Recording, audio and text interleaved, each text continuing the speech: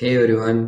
So இன்னைக்கு இந்த வீடியோவில் நம்ம என்ன பார்க்க போறோம்னா 12th ஸ்டாண்டர்டில் ரொம்பவே முக்கியமான கான்செப்டான அடிக்கடி ரிப்பீட்டேட்டிவாக கேட்டுகிட்டே இருக்க கொஷினான குவார்டர்லி ஹாஃபலி ஈவன் பப்ளிக் எக்ஸாம் வந்துட்டு ரொம்ப ரிப்பீட்டேட்டிவாக 3 மார்க்ஸ் அண்ட் 5 மார்க்ஸில் கேட்டுகிட்டே இருக்க கொஷினான conversion of galvanometer into ammeter and voltmeter.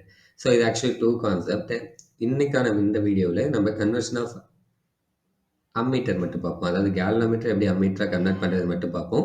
So galvanometer எப்படி வோல்ட்மீட்டரா கன்வெர்ட் பண்ணுறது நான் அனதர் வீடியோ அப்லோட் பண்ணியிருக்கேன். அதை செக் பண்ணி பாருங்க. ஓகேவா? ஸோ வீடியோக்குள்ளார போகிறதுக்கு முன்னாடி ஃபர்ஸ்ட் கேல்வனோமீட்டர்னா என்ன, அம்மீட்டர்னா என்னன்னு நமக்கு தெரியணும். கரெக்ட்? ஓகே. ஸோ கேல்வனோமீட்டரா இருக்கட்டும், அம்மீட்டரா இருக்கட்டும், ரெண்டுமே எதுக்காக யூஸ் பண்ணுறாங்கன்னா மெஷரிங் கரண்ட்டை மெஷர் பண்ணுறதுக்கு தான் யூஸ் பண்ணுறாங்க. பட் இது ரெண்டுத்துக்குமான மேஜரான டிஃப்ரென்ஸ் என்னென்னு பார்க்கும்போது மேஜரான டிஃப்ரென்ஸ் என்னன்னு பார்த்தீங்கன்னா கேல்வனோமீட்டர் வந்து ரொம்பவே ஸ்மால் கரண்ட்டை மெஷர் பண்ணும். கேல்வனோமீட்டர் என்ன பண்ணால் ரொம்பவே ஸ்மால் கரண்ட்டை மெஷர் பண்ணும். எந்த அளவுக்கு ஸ்மால் கரண்ட்னா மைக்ரோ ஆம்பியர் லெவலுக்கு ஆர் மில்லி ஆம்பியர் லெவலுக்கு மெஷர் பண்ணும். அதாவது 10⁻⁻6 மைக்ரோன்றப்போ. அதுவே அனதர் சைடு பார்த்தீங்கன்னா அம்மீட்டர்ன்றது லார்ஜ் ரேஞ்ச் ஆஃப் கரண்ட்டை மெஷர் பண்ணும். ஓகேங்களா? லார்ஜ் ரேஞ்ச் ஆஃப் கரண்ட்டை மெஷர் பண்ணும். இது ரெண்டுமே மெஷரிங் டிவைஸ் தான், கரண்ட்டை மெஷரிங் பண்ணுற டிவைஸ் தான். பட் அம்மீட்டர்ன்றது லார்ஜ் ரேஞ்ச் ஆஃப் கரண்ட்டை மெஷர் பண்ணும். அதாவது ஆம்பியர் ஆர் கிலோ ஆம்பியர். ஓகேங்களா? Ampere or kilo ampere. And இது வந்து ரொம்ப ரொம்ப சென்சிட்டிவ். அதாவது ரொம்ப சின்னதாக கரண்ட் பாஸ் ஆனால் கூட அது வந்து காட்டி கொடுத்துரும். கேல்வனோமீட்டர் காட்டி கொடுத்துரும். ஸோ மைக்ரோ ஆம்பியர், அதனால தான் மைக்ரோ ஆம்பியர் லெவலுக்கு அது பாயிண்ட் அவுட் பண்ணி காமிக்குது. ஸோ ரொம்ப சின்னதாக கரண்ட் பாஸ் ஆனாலுமே அது டிஃப்ளெக்ட் ஆகி நமக்கு காட்டி கொடுத்துரும். ஸோ தட் இந்த கேல்வனோமீட்டர் வந்து ரொம்ப சென்சிட்டிவ். பட் அம்மீட்டர் பார்த்தீங்கன்னா கம்பேரபிளி கேல்வனோமீட்டரோட கம்பேர் பண்ணும்போது ரொம்ப லெஸ் சென்சிட்டிவாக இருக்கும். ஓகேவா? அண்ட் லாஸ்ட் பாயிண்ட் என்ன, கேல்வனோமீட்டர் மோஸ்ட்டாக டிசி மட்டும் தான் நம்மளால மெஷர் பண்ண முடியும். அதாவது டைரக்ட் கரண்ட் மட்டும் தான் மெஷர் பண்ண முடியும். இன் சம் கேசஸில் அப்போ டிசி மட்டும் தான் மெஷர் பண்ண முடியுமான்னு கேட்டிங்கன்னா இல்லை. இன் சம் கேசஸில் பேஸ்ட் ஆன் த எக்ஸ்பெரிமெண்ட்ஸை பொறுத்து அதை மாடிஃபை பண்ணி ஏசியை மெஷர் பண்ணுற மாதிரி சேஞ்ச் பண்ணுவாங்க. ஓகேவா? அதுவே அம்மீட்டர் பார்த்தீங்கன்னா நம்ம போத் ஏசி அண்ட் டிசி ரெண்டுமே வந்து மெஷர் பண்ணிக்கலாம். ஸோ இதுதான் வந்து காமனான overview galvanometer and ammeter. So உங்களுக்கு புரிஞ்சிருக்குன்னு நினைக்கிறேன். இப்போது அனதர் கொஷின். என்ன கொஷின்னா டாபிக்கே அதுதானே, conversion of galvanometer into ammeter. Galvanometer அம்மீட்டரா எப்படி கன்வர்ஷன் பண்ணுறது. பட் ஏன் நம்ம ஃபர்ஸ்ட் கன்வர்ஷன் பண்ணணும், அதுக்கான நீட் என்ன, அது ரொம்ப முக்கியம் இல்லை. அது தெரிஞ்சால் தானே கொஷினோட பேசிக்கான பாயிண்ட் எதுனா ஏன் நம்ம ஃபர்ஸ்ட் கன்வெர்ட் பண்ணணும். ஸோ அதை ஃபர்ஸ்ட் பார்ப்போம். சே ஃபார் எக்ஸாம்பிள் இப்போ உங்ககிட்ட ஒரே ஒரு கேல்வனோமீட்டர் மட்டும் தான் இருக்குது. ஓகேங்களா? அண்ட் அதோட ரேஞ்ச் பார்த்தீங்கன்னா 20 மைக்ரோ ஆம்பியர் வரையும் தான் அதால் டிஃப்ளெக்ஷன் காமிக்க முடியும். அதாவது 20 மைக்ரோ ஆம்பியர் வரையும் கரண்ட் பாஸ் ஆனால் தான் அதால் ஷோ பண்ண முடியும். ஸோ அதுக்கு மேலே ஷோ பண்ண முடியாது. பட் நீங்கள் ஒரு எக்ஸ்பெரிமெண்ட் பண்ண போகிறீங்க. அந்த எக்ஸ்பெரிமெண்ட்டில் 20 ஆம்பியர் வரையும் கரண்ட்டை யூஸ் பண்ண போகிறீங்க. 20 ஆம்பியர். ஓகேங்களா? அதாவது லார்ஜ் ரேஞ்சு. இப்போது நார்மலாக நான் 20 மைக்ரோ ஆம்பியர் கரண்ட் இந்த கேல்வனோமீட்டருக்குள்ளார கொடுத்தனா எனக்கு டிஃப்ளெக்ஷன் 20 ஆம்பியருக்கு காமிச்சிடும். அதாவது 20 மைக்ரோ ஆம்பியருக்கு ஷோ அப் ஆகிடும். கரெக்டாக கொஞ்சம் கொஞ்சமாக திரும்பி லைக்லி 10 அண்ட் தென் 20 மைக்ரோ ஆம்பியருக்கு ஷோ ஆகும். சரியா? இப்போது நீங்கள் பண்ண போகிற அந்த எக்ஸ்பெரிமெண்ட்டில் 20 ஆம்பியர் வரையும் நீங்கள் கரண்ட்டை பாஸ் பண்ண போகிறீங்க. ஓகேங்களா? பட் உங்ககிட்ட அதுக்கான இன்ஸ்ட்ருமெண்ட் இல்லை. அப்போது நீங்கள் அனதர் அதாவது கரண்ட்டை மெஷர் பண்ணுற டிவைஸான அம்மீட்டர் யூஸ் பண்ணலாம். பட் உங்ககிட்ட அம்மீட்டரே இல்லை. அப்படி இல்லாத பட்சத்தில் நீங்கள் என்ன பண்ண போகிறீங்கன்னா இந்த கேல்வனோமீட்டரை அம்மீட்டராக மாற்ற போகிறீங்க. ஸோ பேசிக்கான ரீசனே என்னென்னா, நம்ம கன்வர்ஷன் பண்ணுறதுக்கான பேசிக்கான ரீசனே என்னென்னா ரேஞ்ச். நம்ம கன்வர்ஷன் பண்ணுறதுக்கான பேசிக்கான ரீசன் என்னன்னு பார்த்தீங்கன்னா ரேஞ்சு. ஓகேவா? ஸோ இதுதான் பேசிக்கான ரீசன். அண்ட் இப்போ நம்ம கான்செப்ட்குள்ளார போவோம். ஓகே. ஸோ பேசிக்கான ரீசன் ரேஞ்சுன்ட்டு நம்ம பார்த்துட்டோம். ஸோ ரேஞ்சுன்ற பட்சத்தில் கரண்ட்டோட ரேஞ்சு தான் இங்கே நான் மென்ஷன் பண்ணுறேன். கரண்ட்டோட ரேஞ்சு தான் அதுக்கான பேசிக்கான ரீசன். இப்போது சே ஃபார் எக்ஸாம்பிள் அதே எக்ஸாம்பிள் எடுத்துப்போமே. ஸோ 20 ஆம்பியர் கரண்ட்டை நான் இன்வெர்டாக கொடுக்குறேன்னு வச்சுப்போம். 20 ஆம்பியர் கரண்ட்டை நான் கேல்வனோமீட்டர் கொடுக்குறேன். அப்போ இந்த 20 ஆம்பியர் கரண்ட் கேல்வனோமீட்டருக்குள்ளார போச்சுன்னா ஒன்று கேல்வனோமீட்டர் பர்ஸ்ட் ஆகிடும். ஸோ சம் ரேர் கேசஸில் அண்ட் ஒர்க் ஆகாமல் போயிடும். கரெக்டாக கேல்வனோமீட்டர் ஒர்க் ஆகாமல் போயிடும். அப்போது எனக்கு இந்த சர்க்யூட் ஃபுல்லாக கம்ப்ளீட் ஆகணும். அதாவது நான் வந்து 20 ஆம்பியர் கரண்ட் போகுதான்றதை மெஷர் பண்ணணும். ஃபுல்லாக மெஷர் பண்ணணும். அப்போ என்ன பண்ணலாம்னா இந்த கேல்வனோமீட்டரை ரீச் பண்ணாமல் வேற ஒரு அல்டர்னேட்டிவ் பாத்தில் எனக்கு சர்க்யூட்டில் கனெக்ட் ஆச்சுன்னா ரொம்ப ஈஸியாக இருக்கும் கரெக்டாக. ஸோ அந்த அல்டர்னேட்டிவ் பார்த்து தான் என்ன சொல்லுவாங்கன்னா ஷண்ட். அந்த அல்டர்னேட்டிவ் பார்த்து தான் என்ன சொல்லுவாங்கன்னா ஷண்ட்டுன்னு சொல்லுவாங்க. ஸோ நீங்கள் கூகுளில் ஷண்ட்டுன்னு டைப் பண்ணிங்கன்னா, ஷண்ட்டுக்கான மீனிங் டைப் பண்ணிங்கன்னா அல்டர்னேட் பாத் ஆர் அல்டர்னேட் வேன்னு வரும். ஸோ இந்த இடத்துலையுமே நம்ம ஒரு அல்டர்னேட் பாத் அண்ட் வே தான் சூஸ் பண்ண போகிறோம். அதாவது ஒரு ஒயர் கனெக்ட் பண்ண போகிறோம். ஓகேங்களா, ஒரு ஒயர் கனெக்ட் பண்ண போகிறோம். ஸோ யா, அண்ட் அந்த ஒயர் எப்படி இருக்கணும்னா லோ ரெசிஸ்டன்ஸ் உள்ள ஒயராக இருக்கணும். ஓகேங்களா, லோ ரெசிஸ்டன்ஸ்ன்றது என்னன்னா கரண்ட்டை ரெசிஸ்ட் பண்ணாது, எலக்ட்ரான்ஸை ரெசிஸ்ட் பண்ணாது. ஸோ ரொம்ப கம்மியான அமௌண்ட்டில் ரெசிஸ்ட் பண்ணுற மாதிரி இருக்கணும். அப்போ தான் நமக்கு அவுட்புட் கரெக்டாக வரும். ஓகேவா, ஸோ இப்போ நம்ம ஒரு ஒயர் கனெக்ட் பண்ணிட்டோம். அண்ட் இந்த ஒயருக்குன்னு தனியாக ஒரு ரெசிஸ்டன்ஸ் இருக்கும், ஆமாம் தானே? ஸோ அதை நம்ம மென்ஷன் பண்ணி ஆகணும் கரெக்டாக. ஸோ அதை மென்ஷன் பண்ணுறதுக்கு நான் என்ன பண்ணுறேன்னா ரெசிஸ்டன்ஸ் இங்கே ஒன்று ட்ரா பண்ணிக்கிறேன்.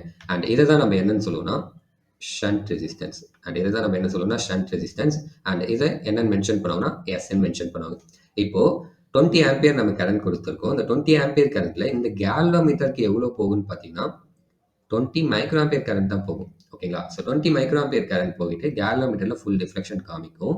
ஸோ மற்ற கரண்ட் இருக்கு பார்த்தீங்களா 20 ஆம்பியர் வெயிட், யா 20 ampere minus 20 micro ampere. So இவ்வளோ அமௌண்ட் ஆஃப் கரண்ட் தான் என்ன பண்ணுன்னா இந்த ஷண்ட் ரெசிஸ்டன்ஸ் வழியாக ட்ராவல் ஆகிட்டு அனதர் பாத்துக்கு நமக்கு போகும். ஓகேவா, ஷண்ட் ரெசிஸ்டன்ஸ் வழியாக ட்ராவல் ஆகிட்டு அனதர் பாத்துக்கு போகும். அண்ட் 20 மைக்ரோ ஆம்பியர் கரண்ட் தான் நமக்கு என்ன ஆகுனா கேலோமீட்டர் தாண்டி இந்த பக்கம் வரும். சரியா, ஸோ இதுதான் புக்கில் ஆக்சுவலி என்னன்னு கொடுத்துருப்பாங்கன்னா நம்ம கொடுக்குற கரண்ட் ஃபர்ஸ்ட் இன்வெர்டாக கொடுக்குறல அந்த கரண்ட் வந்து ஐனும் அண்ட் கேலோமீட்டருக்குள்ளார போகிற கரண்ட் ஐஜினும், அதுக்கப்புறம் இந்த இடத்துல பாருங்க 20A மைனஸ் 20 மைக்ரோ ஆம்பியர் தானே, அப்போ என்ன வரும் ஐ மைனஸ் ஐஜின்னு வருமா, ஐ மைனஸ் ஐஜி கரெக்டா, ஐ மைனஸ் ஐஜி. அண்ட் இந்த கரண்ட் தான் ஷண்ட் ரெசிஸ்டன்ஸ் வழியாக ட்ராவல் ஆகிட்டு நமக்கு அனதர் பார்ட் அனதர் சைடு வருது. அப்போ அதுவுமே என்ன ஆகுனா ஐ மைனஸ் ஐஜி. அண்ட் இங்கே ரீச் ஆகும்போது இங்கே கேலோமீட்டர் கரண்ட் தானே ரீச் ஆகுது, அப்போ இது பார்த்தீங்கன்னா ஐஜி. அண்ட் லாஸ்ட்டாக நமக்கு இது ரெண்டும் ஆடப் ஆகிட்டு நம்ம எவ்வளோ கரண்ட் கொடுத்தோமோ 20 ஆம்பியர் கரண்ட் கொடுத்தோமோ அந்த 20 ஆம்பியர் கரண்ட்டே அவுட்டோடாக வந்துடும். ஓகேங்களா, ஸோ அப்படி அவுட்டோடாக வரணும்னா லோ ரெசிஸ்டன்ஸ் உள்ள ஷண்ட்டை நம்ம யூஸ் பண்ணணும். அதாவது லோ ரெசிஸ்டன்ஸ் கொடுக்கக்கூடிய மெட்டீரியல்ஸை நம்ம யூஸ் பண்ணணும். அப்போ தான் அது கரெக்டாக ஒர்க் ஆகும், கரெக்டாக அம்மீட்டராக அது கன்வெர்ட்டும் ஆகும். அது ஞாபகம் வச்சுக்கோங்க. அண்ட் ஒன் மோர் முக்கியமான பாயிண்ட் என்னன்னா இந்த ஷண்ட் ரெசிஸ்டன்ஸை நம்ம எப்படி கனெக்ட் பண்ணியிருக்கோம்னு பாருங்களேன். கேலோமீட்டருக்கு பேரலாக கனெக்ட் பண்ணியிருக்கோம். ஸோ அதுவுமே ரொம்பவே முக்கியமான பாயிண்ட். கேலோமீட்டருக்கு பேரலாக கனெக்ட் பண்ணியிருக்கோம். And just in case wait நான் இந்த வேல்யூஸ் நான் ரப் பண்ணிடுறேன் ஸோ தட் இன்னும் உங்களுக்கு ஈஸியாக இருக்கும்.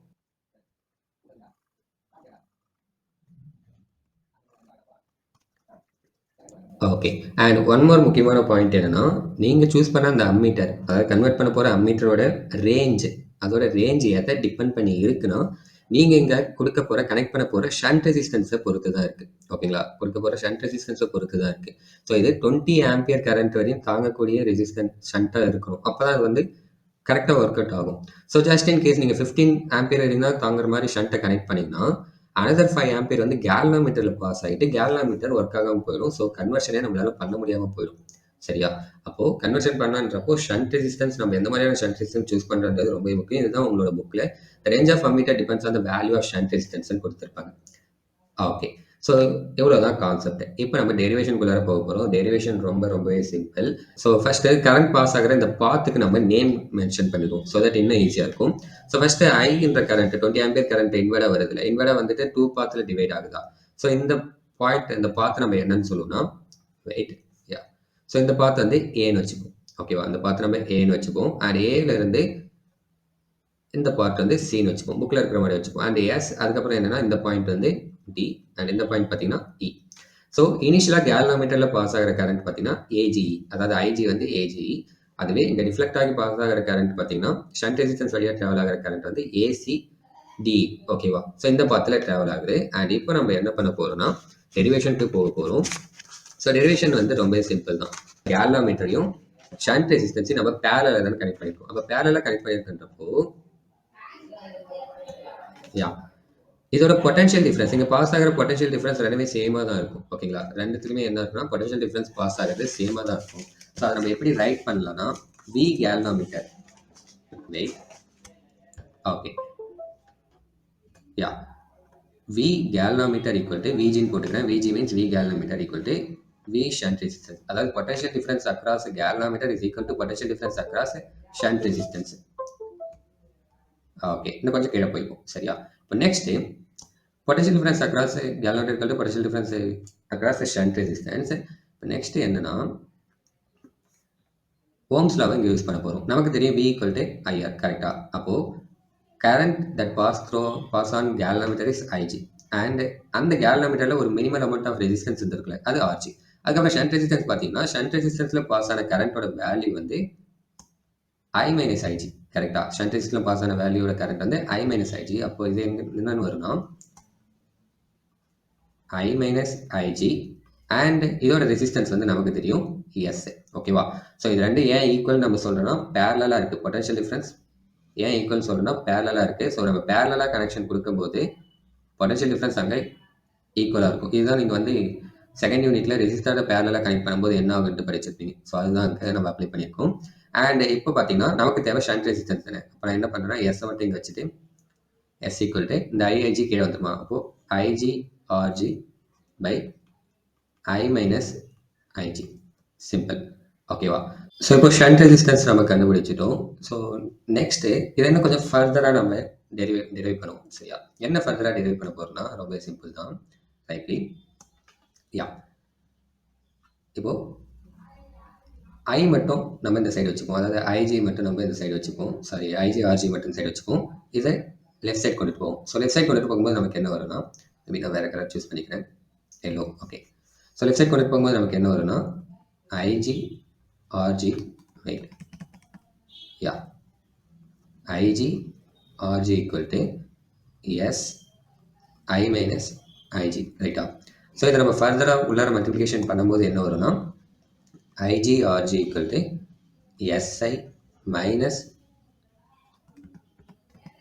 S Ig. கரெக்டாக? ஸோ நான் இப்போ என்ன பண்ணுறேன்னா இந்த ஐஜி எஸ்ஐஜியை லெஃப்ட் சைட் கொண்டுட்டு வரேன். அப்போ எனக்கு ப்ளஸ் எஸ்ஐஜியாக மாறிடும். அப்போது Ig Rg plus SIg equal to SI.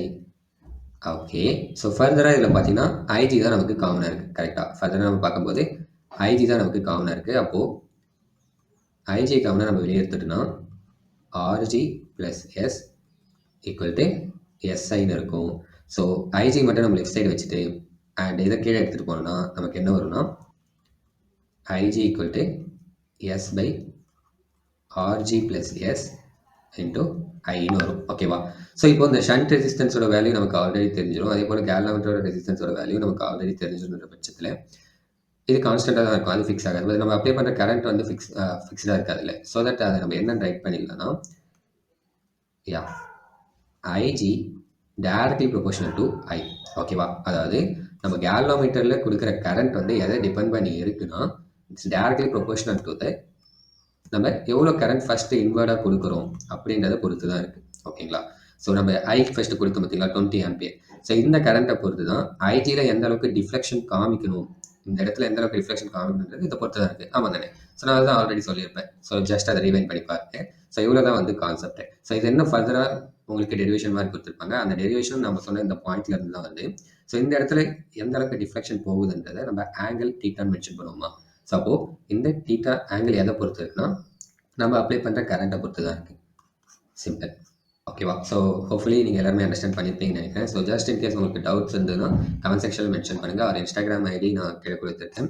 So அதில் கூட நீங்கள் உங்களோட டவுட்ஸை பர்சனலாக எனக்கு சென்ட் பண்ணலாம், நான் ரெக்டிஃபை பண்ணுவேன். அண்ட் ஒன் மோர் திங் என்னென்னா, ஸோ கான்செப்ட் முடிஞ்சது. உங்களுக்கு டவுட்ஸ் இருந்தால் கேங்க. இப்போது லாஸ்ட்டாக உங்களுக்கு ஒரு கொஷின். இப்போ கேல்வாமீட்டரில் பார்த்தீங்கன்னா யூஸ்வலாக லெஃப்ட் சைடும் 20 இருக்கும் அண்ட் ரைட் சைடும் 20 இருக்கும். அதுவே வோல்ட் மீட்டர் அண்ட் அம்மீட்டரில் பார்த்தீங்கன்னா 0லேருந்து ஸ்டார்ட் ஆகி 0.20 வரையும் இருக்கும். ஏன் கேல்வாமீட்டருக்கு மட்டும் 2 சைடு இருக்குது? 2 சைடு ஏன் 20 இருக்குது? உங்களுக்கு தெரிஞ்சதுன்னா ஆன்சர் கமெண்ட் செக்ஷனில் மென்ஷன் பண்ணுங்கள். தேங்க்யூ, பாய்.